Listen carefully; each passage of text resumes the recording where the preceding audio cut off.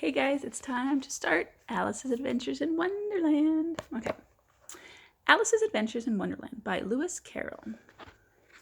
Chapter 1. Down the Rabbit Hole.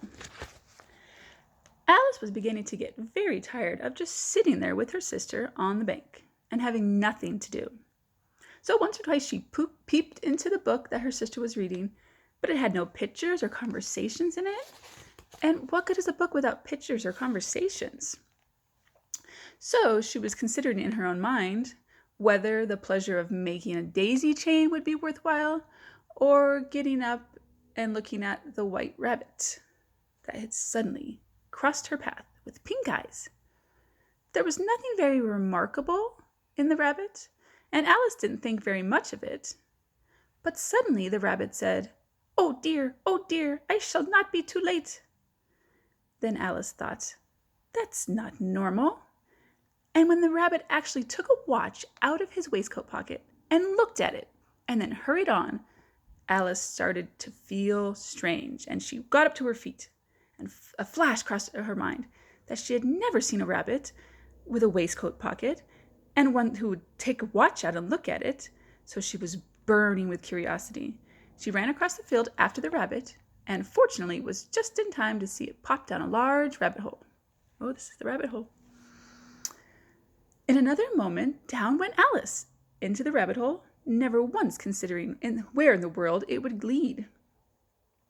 The rabbit hole went straight down like a tunnel for some way, and then it dipped suddenly down, so suddenly that Alice had not a moment to think about it.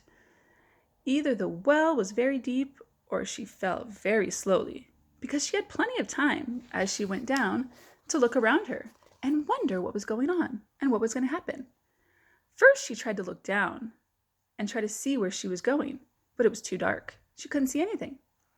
Then she looked at the sides of the well and noticed they were filled with cupboards and bookshelves. Here and there she saw maps and pictures hung up on pegs. She took down a jar from one of the shelves, and it was labeled orange marmalade. Marmalade's like jelly. But to her great disappointment, it was empty. "Well," thought Alice to herself, "after such a fall, I shall think nothing of tumbling downstairs. How brave they'll all think of me now at home. Why, I wouldn't say anything about it, even if I fell from the top of the house." Down, down, down she kept going. Would the fall never come to an end? "I wonder how many miles I've fallen by this time," she said aloud. "I must be getting somewhere near the center of the earth. Let me see. That would be 4,000 miles down, I think.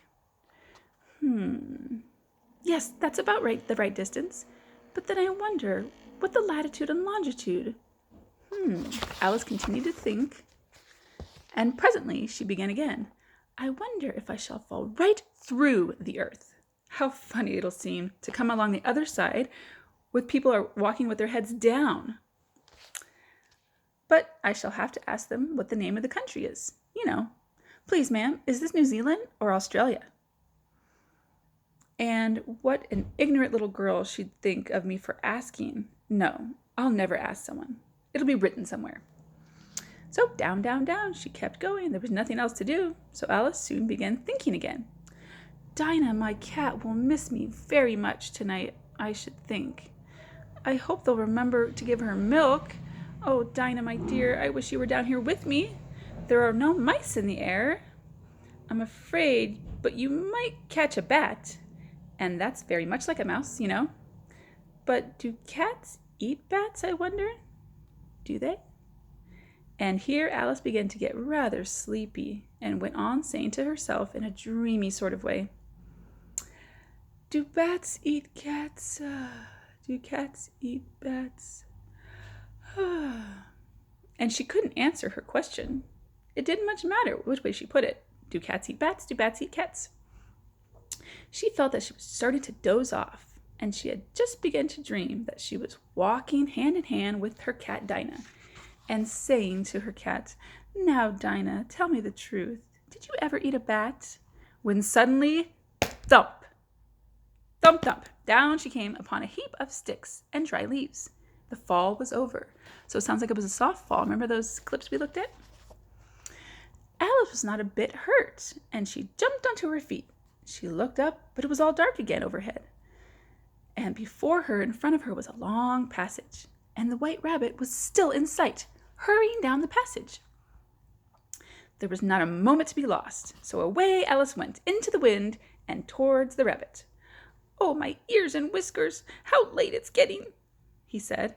She was close behind the rabbit when she turned the corner, but the rabbit was no longer seen.